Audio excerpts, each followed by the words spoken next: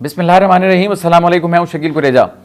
आज दो तीन मौज़ूआत हैं, उनके ऊपर बात करेंगे। नंबर एक, याह्या अफरीदी साहब जो है उन्होंने हल्फ उठा लिया और वो चीफ जस्टिस ऑफ पाकिस्तान बन गए, और इसके बाद जो इक़दामात उठाए गए उस पर बात करते हैं। और इसके अलावा पाकिस्तान तहरीक इंसाफ और 27वीं आईनी तरमीम, इन दोनों को मिला के देखेंगे। इसमें बहुत कुछ है जो आपके सामने रखते हैं। सबसे पहले मैं आता हूँ याह्या अफरीदी साहब की जानिब। आज उन्होंने हल्फ उठाया, चीफ जस्टिस बने, पुरवकार तकरीब हुई, जैसा कि रिवायत है होती है। ईवान सदर में उन्होंने ये हल्फ उठाया और बहुत सारे लोग वहाँ पे मौजूद थे। और हैरान कुन बात ये थी कि वहाँ पर अली अमीन गंडापुर साहब जो है वो भी मौजूद थे दीगर वज़राए आला के साथ। तो एक तो ये मामला हो गया। इसके बाद जो उनकी जानिब से इक़दामात लिए गए वो भी अनप्रेसिडेंटेड हैं और ज़बरदस्त हैं। उनकी अपनी अपनी वैल्यू है हर कदम की जो उन्होंने उठाए। सबसे पहले ये है कि उनकी जानिब से जो एक जजेस कमेटी है प्रैक्टिस एंड प्रोसीजर एक्ट के तहत, उसको उन्होंने रिकॉन्स्टिट्यूट किया। ये अहम नुक्ता है, अहम मामला है, उसके ऊपर मैं पहले रोशनी डाल लूँ, फिर मैं दूसरे नुक्ते पे आता हूँ। अब जजेस कमेटी जो है इसका इस वक्त बाइकआउट कर चुके थे मंसूर अली शाह साहब। जो आज नोटिफिकेशन आया उसमें एक और क्लैरिफिकेशन भी हो गई, और वो क्लैरिफिकेशन क्या है, वो ये है कि एक सवाल उठा था कि अब इस वक्त सुप्रीम कोर्ट के अंदर सीनियर प्यूनी जज कौन सा होगा। तो उस नोटिफिकेशन के अंदर वाज़ेह अल्फाज में लिखा हुआ है कि मंसूर अली शाह साहब जो हैं वो सीनियर प्यूनी जज हैं। तो ये इशू जो है वो रिजॉल्व हो गया। अब 3 जजेस पे मुश्तमिल ये कमेटी थी। ऑर्डिनेंस आया, ऑर्डिनेंस के बाद जनाब जो फायज़ साहब थे चीफ जस्टिस, उन्होंने उस पर फौरी तौर पर अमल दरामद करते हुए मुनीब अख्तर साहब को कमेटी से बाहर निकाला और अमीनुद्दीन खान साहब को कमेटी में शामिल कर लिया था। और इस तरह वो जो कमेटी थी उसकी साख्त बदल गई। यही चीज़ ऑर्डिनेंस कह रही थी, उन्होंने अमल किया उसके ऊपर। लेकिन इसका बाइकआउट कर दिया मंसूर अली शाह साहब ने, और उनका यह मौक़िफ़ था कि जब तक वो कमेटी वापस बहाल नहीं होती तब तक वो बेंच इसमें कमेटी में नहीं बैठेंगे, या जब तक मुनीब अख्तर साहब वापस नहीं बैठते तब तक भी नहीं बैठेंगे, या फिर जब तक फुल कोर्ट इजलास बुलाकर इसका मामले को सेटल नहीं किया जाता। क्योंकि इस कमेटी को तश्कील दिया था फुल कोर्ट ने। अगर वो बैठ के कर लेता है इसके ऊपर फैसला तो फिर भी वो इस पर बैठने को तैयार होंगे। तो इसलिए उनका बाइकआउट मौजूद था। और आज से एक दिन पहले उनका जो ख़त था वो दोबारा उन्होंने लिखा बनाम चीफ जस्टिस, और उसमें वाज़ेह अल्फाज में लिखा था कि वो उस वक्त तक कमेटी में नहीं बैठेंगे जब तक ये मामलात सेटल नहीं होते, जो कि मैंने आपको गोशगुजार किए, जो उन्होंने अपने पहले ख़त में भी लिखे थे और फिर दूसरे ख़त में भी लिखे थे। मुराद उनकी ये थी कि मुनीब अख्तर साहब को वापस कमेटी में लाया जाए तो फिर वो कमेटी में बैठेंगे। तो आज नए चीफ जस्टिस साहब ने कमेटी को रिकॉन्स्टिट्यूट करते हुए अब जनाब मुनीब अख्तर साहब को वापस ले लिया। मंसूर अली शाह साहब जो हैं वो तो ऑलरेडी कमेटी का हिस्सा हैं। तो एक इशू जो है वो सेटल हो गया, और मंसूर अली शाह साहब का ये मुतालबा भी पूरा हुआ कि मुनीब अख्तर साहब को वापस कमेटी में लाया जाए। ऐसा इक़दाम नए चीफ जस्टिस साहब की जानिब से। एक इशू जो है उन्होंने, जो इमीडिएट इशू था, क्योंकि सुप्रीम कोर्ट के जब जो मामलात हैं, बड़े मामलात बेंचेस की तश्कील वाले, उनका आगाज़ होता है कमेटी से। अगर कमेटी के अंदर ही रफड़ था तो उन्होंने आज उसको ख़त्म करके कमेटी वाला मामला जो है वो क्लोज कर दिया, सेटल कर दिया। मंसूर अली शाह साहब का जो कंसर्न था उसको एड्रेस कर दिया, उसको दूर कर दिया। तो ये बड़ा ही ऐसा इक़दाम है, शुरुआत बहुत अच्छी है, इसमें कोई शुबा नहीं है। अब यहाँ पे इम्तहान ये होगा याह्या अफरीदी साहब के लिए, वो ये है कि इस कमेटी के अंदर ये 3 मोअज़्ज़िज़ जज साहिबान बैठेंगे जिनका नाम बतौर चीफ जस्टिस अंडर कंसिडरेशन था, और याह्या अफरीदी साहब तीसरे नंबर पे थे। इसका मतलब ये है कि उस लिस्ट के अंदर मंसूर अली शाह साहब, मुनीब अख्तर साहब एंड देन याह्या अफरीदी साहब। अब ये तीनों जब एक कमेटी में बैठेंगे तो ये तो अफरीदी साहब जो इस कमेटी के सरबराह होंगे अब थे, तो ये तीसरे नंबर पे। मंसूर अली शाह साहब और मुनीब अख्तर साहब का जो सिंक है वो हमें वाज़ेह तौर पर नज़र आ रहा है कि मुनीब अख्तर साहब जब कमेटी से निकले तो फिर मंसूर अली शाह साहब ने भी बाइकआउट कर दिया। अब ये 3 मुअज़्ज़िज़ जज साहिबान जो बैठेंगे, मेजॉरिटी इसमें इन मुअज़्ज़िज़ 2 जज साहिबान के पास तो है, जो कि बज़ाहिर सिंक हैं, आपको नज़र भी आ रहा है और पीछे उनके फैसलों में रिफ्लेक्ट भी हुआ। याह्या अफरीदी साहब के लिए बतौर चीफ जस्टिस और कमेटी के सरबराह ये कितना बड़ा चैलेंज होगा, यानी कि वहाँ पे बज़ाहिर वो नज़र आ रहे हैं माइनॉरिटी में कमेटी के अंदर। तो ये आने वाले टाइम में हमें नज़र आएगा कि ये मामला उनके लिए यानी कितना अहम हो सकता है या कितना प्रॉब्लमेटिक हो सकता है। एक तो ये मामला हो गया, लेकिन इसमें बारीक बात यह है, आज जो फैसला किया गया नए चीफ जस्टिस साहब की जानिब से इसी कमेटी को रिकॉन्स्टिट्यूट करने का, वो उस ऑर्डिनेंस के एम्बिट के अंदर है, यानी उससे बाहर वो नहीं निकले। यानी ऐसा नहीं है कि उन्होंने ऑर्डिनेंस पे अमल दरामद नहीं किया, वो ऑर्डिनेंस के एन जो रूह है उसके मुताबिक फैसला हुआ। रूह क्या है उसकी, जो आया वो ये है कि चीफ जस्टिस जो होगा उसको इख्तियार दिया गया कि वो तीसरे जज को तब्दील कर सकते हैं। तो उन्होंने तब्दील करते हुए उसी के तहत अमीनुद्दीन खान साहब को बाहर किया और मुनीब अख्तर साहब को वापस ले आए। एन मुमकिन है कि 2, 3, 4 इजलास के बाद अगर ज़रूरत पड़े तो वो तीसरा रुकन जो है उसको फिर तब्दील कर लें। वहाँ पे भी देखना होगा फिर मंसूर अली शाह साहब का रद्दअमल क्या हो सकता है, मुमकिन ये तो मुमकिनात में से है। बहरहाल इस वक्त उन्होंने आगाज़ अच्छा कर दिया। और दूसरी चीज़ जो उनके लिए होगी चैलेंज, ये दूसरा जो उनका इकदाम है वो है उन्होंने फुल कोर्ट का इजलास भी तलब कर लिया, और ये होगा 28 को, यानी कि अभी जो आ रही है 28 दिन 1 बजे ये फुल कोर्ट का इजलास होगा। इसकी भी अपनी सिग्निफिकेंस होती है। अब मंसूर अली शाह साहब का जो दूसरा मुतालबा था कि आप ऑर्डिनेंस वाले इस मामले को फुल कोर्ट इजलास के सामने रखें, जो फैसला वहां पे हो उसके मुताबिक आगे चला जाए। अब मतलब इसका यह हुआ कि फुल कोर्ट के अंदर फिर ये जो ऑर्डिनेंस का मामला है वो जेर बहस आएगा, उधर से ही शायद फैसला हो जाए, या तो वहां से मंसूर अली शाह साहब नाराज हो जाएंगे या फिर यह मामला जो है वो सेटल हो जाएगा परमानेंटली। तो 28 के दिन हमें यह खबर जरूर सुनने को मिलेगी कि मंसूर अली शाह साहब का जो दूसरा मुतालबा है कि फुल कोर्ट ये चीज तय करे, क्योंकि फुल कोर्ट ने ही जजेस कमेटी वाले मामले को तय किया था। अब अगर उसमें ऑर्डिनेंस की एडिशन आ रही है तो उसको फुल कोर्ट ही देखे और उसके बाद ये तय करे कि आया चीफ जस्टिस के पास ये इख्तियार रहेगा कि वो तीसरे जज को तब्दील कर लें बवक्त ज़रूरत, या ये इख्तियार नहीं रहेगा। तो ये भी मामला फुल कोर्ट में हमें देखने को मिलेगा। इसके अलावा जो उनकी जानिब से फैसला हुआ 8 नवंबर को सुप्रीम जुडिशल काउंसिल उसका इजलास भी तलब कर लिया। इसकी भी अपनी सिग्निफिकेंस होती है, उससे भी जो खबर आएगी आपको आगाह करेंगे। अगले हफ्ते का जो वीक है हमारा मंडे से स्टार्ट होगा, उसका रोस्टर जो है वो भी जारी कर दिया गया। जो बेंचेस की तश्कील वाला मामला होता है, बेंचेस बन गए और जज साहिबान जो है उनके केस जो है वो नामजद कर दिए गए हैं, उनको सुनेंगे। इसके अलावा जो एक अहम फैसला हुआ वो ये है कि इंसदाद दहशतगर्दी अदालतों के जो इंतजामी जजेस हैं उनका भी इजलास 7 नवंबर को जनाब चीफ जस्टिस साहब ने तलब कर लिया है। यानी वो उनसे रिपोर्ट्स, यानी अमल दरामद रिपोर्ट्स जो हैं वो लेके आएंगे, अपनी कारकर्दगी रिपोर्ट्स बेसिकली आप उसको कह लें। सुप्रीम कोर्ट बिल्डिंग इस्लामाबाद में उनका इजलास होगा 7 नवंबर को, इंसदाद दहशतगर्दी अदालतों के इंतजामी जजेस का। अब इसकी सिग्निफिकेंस क्या है? इस वक्त अगर पॉलिटिकल नेचर के जो केस हैं जो इंसदाद दहशतगर्दी अदालतों में हैं वो हैं तहरीक इंसाफ से मुतालिक मेजॉरिटी 9 मई के तनाजुर में, और इसके ऊपर तहरीक इंसाफ बहुत ज़्यादा आवाज़ भी उठाती रही है। यानी कि उनका हर मुकदमे में ये 780 लगा देते हैं दहशतगर्दी के एक्ट ऑफ टेररिज्म वाली।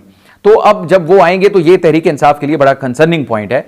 इंसदाद दहशतगर्दी अदालतें और उनके अंदर होने वाले मामलात, उसके ऊपर उनके बहुत सारे सवालात हैं, तो वहाँ से भी कोई खबर निकलेगी। तो चीफ जस्टिस साहब ने, आने वाले चीफ साहब ने, यानी जो बने हैं आज, उन्होंने ये जो इकदाम उठाए हैं ये बड़े ज़बरदस्त हैं मेरा ख्याल है। इसमें तहरीक इंसाफ के लिए भी कोई उम्मीद की किरणें जाग रही हैं। सुप्रीम कोर्ट के अंदर के जो मामलात हैं वो भी इसमें सेटल हो सकते हैं, उनका भी इम्कान है। तो ये सारी चीज़ें चैलेंजिंग हैं। तो इसका मतलब ये है कि जिसको कहते हैं चैलेंज टेकर, चीफ जस्टिस साहब जो हैं नए या अफरीदी साहब, उन्होंने इन तमाम चीज़ों को आते ही बैक वक्त एड्रेस करने की कोशिश की है।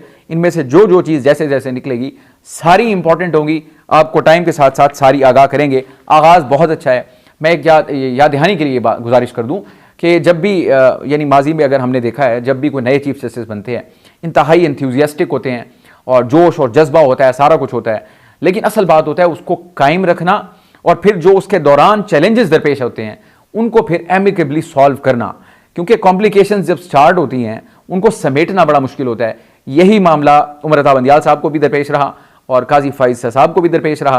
तो अब नए जो चीफ जस्टिस हैं, फूलों की यानी कि सेज उनके लिए नहीं है, इस वक्त सारे कांटे ही कांटे हैं। देखते हैं इसमें से वो दुआ गो भी हैं और देखेंगे भी कि किस तरह वो एक यानी दरमियानी रास्ता निकाल के अपना जो टेन्योर है और जो इशूज़ हैं इनको एड्रेस करते हैं। आपको ज़रूर वक्त के साथ साथ आगाह करते रहेंगे। ये तो मामला हो गया नए चीफ जस्टिस ऑफ पाकिस्तान का, और हम उनके लिए दुआ गो हैं कि अल्लाह ताला उनको कामयाबी दे ताकि ये मसाइल हल हों, और जब ये मसाइल हल होंगे तो फिर इसका डिविडेंड जो है वो कौम को, मुझे, आपको, हम सबको मिलता है, क्योंकि अगर ऊपर के मसले हल होंगे तो फिर नीचे अवामी मसाइल जो हैं वो हल होंगे। आगाज़ बहुत अच्छा है, दुआ गो हैं हम उनके लिए, अल्लाह ताला उनको कामयाबी दे। अब आते हैं जनाब पाकिस्तान तहरीक इंसाफ और 27वीं तरमीम, इन दोनों को आप अलग करके नहीं देख सकते।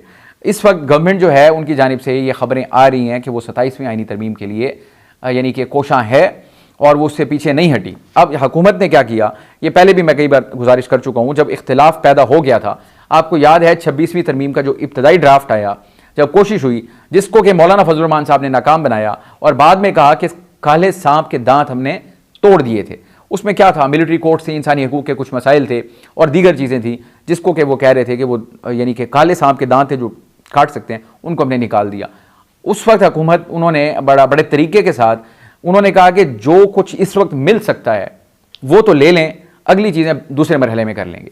तो पहले मरहले के अंदर उन्होंने 26वीं आईनी तरमीम की और जो आइनी बेंचेस हैं वो यानी कि कामयाब हो गए उनकी तश्कील के लिए, तो आइनी बेंच जो है वो तो बन जाएंगे। अब उसमें दो चीज़ों को मिला के देखें, आइनी बेंचेस की तश्कील और मखसूस नशिस्तों का मामला।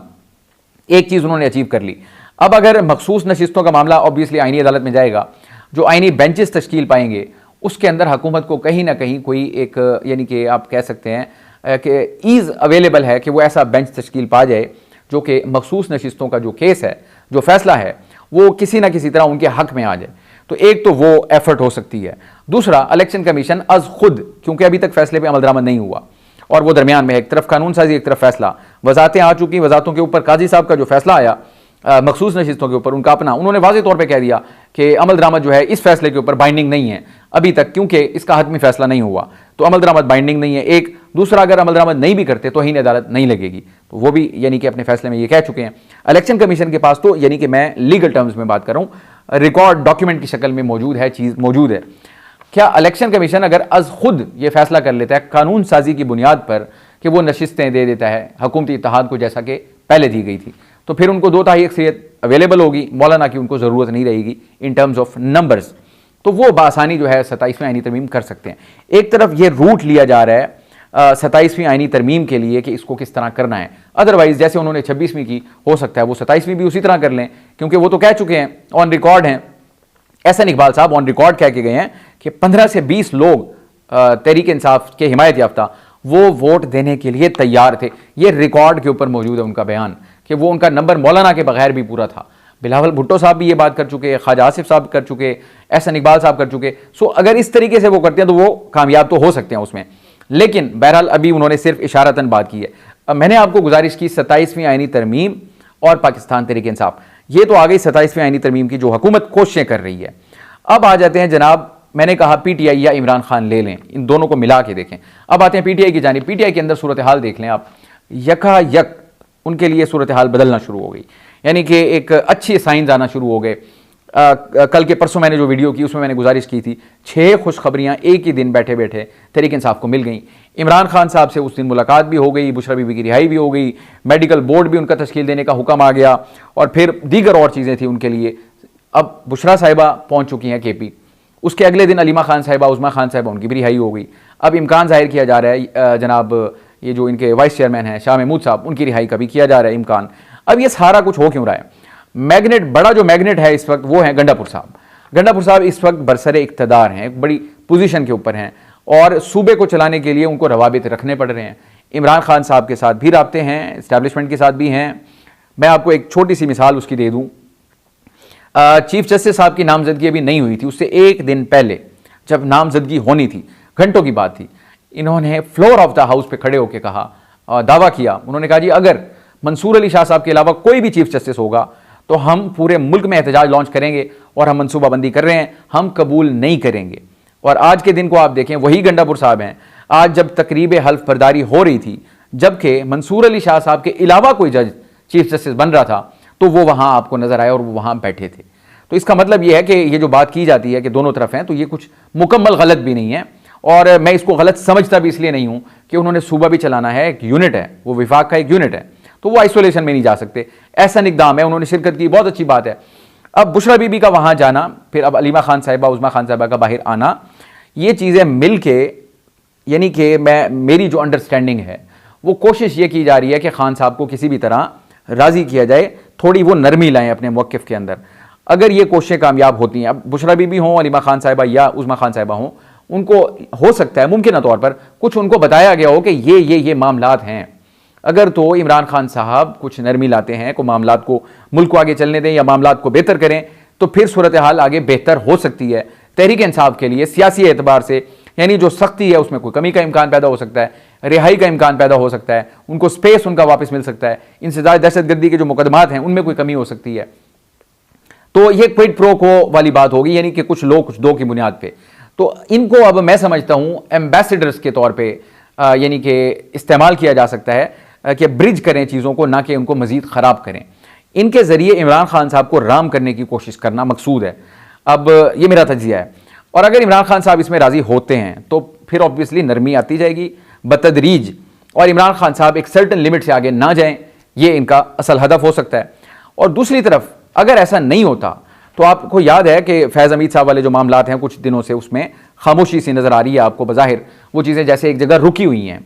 अगर ये चीज़ें कामयाब नहीं होती तो जो कुछ वहाँ से एक्सट्रैक्ट किया गया है फैज़ हमीद साहब के जो मामलात से ओवरऑल, आपको याद है कि एकदम एक यानी कि हल्ला बोल दिया था उनके, वो शुरू हो गई, उनकी तहकीकात भी शुरू हो गई, अडियाला के अंदर क्या हुआ, सुप्रीटेंडेंट के साथ क्या, वो एक बड़ी कहानी है। अगर उन तमाम चीज़ों को मिला के आप देखें तो फिर दूसरी यानी इधर और वाला मामला बन जाएगा। या तो इमरान खान साहब इन मामलात को इस तरह चलाएं कि चीज़ें काम डाउन हों, ठंडी हो, मुल्क आगे चले, मामलात आगे चलें, आपको पॉलिटिकल स्पेस मिले, इमरान खान साहब की रिहाई का इम्कान पैदा हो। और अगर वो इस तरफ नहीं राज़ी होते, नहीं आते, नहीं मानते, तो फिर इसका मतलब यह है कि दूसरी साइड जो है उसमें फिर आ जाएगी 27वीं आईनी तरमीम, जिसके तहत के मिलिट्री कोर्ट्स बनाना। और मिलिट्री कोर्ट्स को फिर आप लिंक करके देखें, जो कुछ बातें ये आ रही हैं जनाब ये हमारे साबिक DGI की जानिब से फैज़ हमीद साहब वाले मामलात, फिर वो भी खुल जाएंगे, फौजी अदालतों का क़याम, और फिर इमरान खान साहब की जेल, और फिर PTI के ऊपर सख्तियाँ, ये सारी मिलके बढ़ सकती हैं।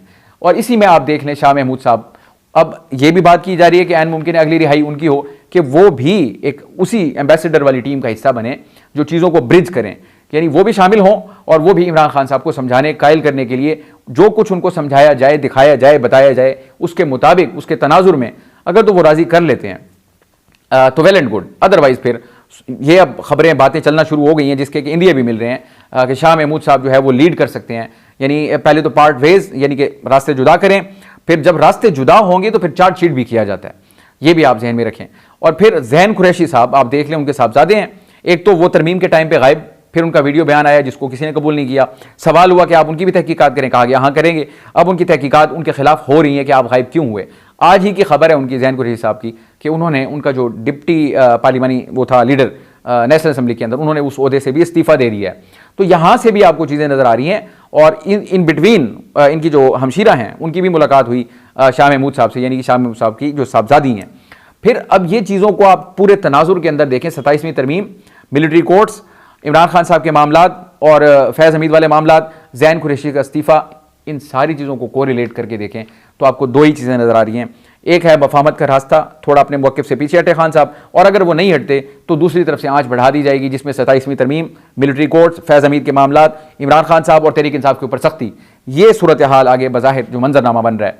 तो किसी भी तौर पर यानी कि ये चीज़ें आसान नहीं हैं, और मेरा ये ख्याल है कि कुछ ना कुछ तो फिर होगा सर्टनली। अब स्टैटिक तो नहीं रहेंगी, सुप्रीम कोर्ट के अंदर भी बहुत बड़ा चैलेंज मौजूद है जो कि आने वाले दिनों में हमें नजर आते जाएंगे, और दूसरी तरफ सियासी एतबार से जो है वो भी आपको नजर आ रहा है। और बीच में है मखसूस नशिस्तें, अगर इलेक्शन कमीशन ने फैसला कर दिया तो फिर हुकूमत को अगर तो लाल झंडी दिखाई गई PTI की जानिब से या इमरान खान साहब की जानिब से, तो वो धड़ाम करके अपनी 27वीं तरमीम करेंगे और फिर मामला जो है उस रुख पे जाएंगे। सूरत हाल जो भी रहेगी आपको ज़रूर आगाह करेंगे। आज के लिए इतना ही। आप हमारी वीडियोस को लाइक कर सकते हैं, चैनल को ज़रूर सब्सक्राइब करें, और अपना फीडबैक कमेंट के जरिए आप हमारे साथ शेयर कर सकते हैं। इजाज़त दीजिए, अल्लाह हाफ़िज़।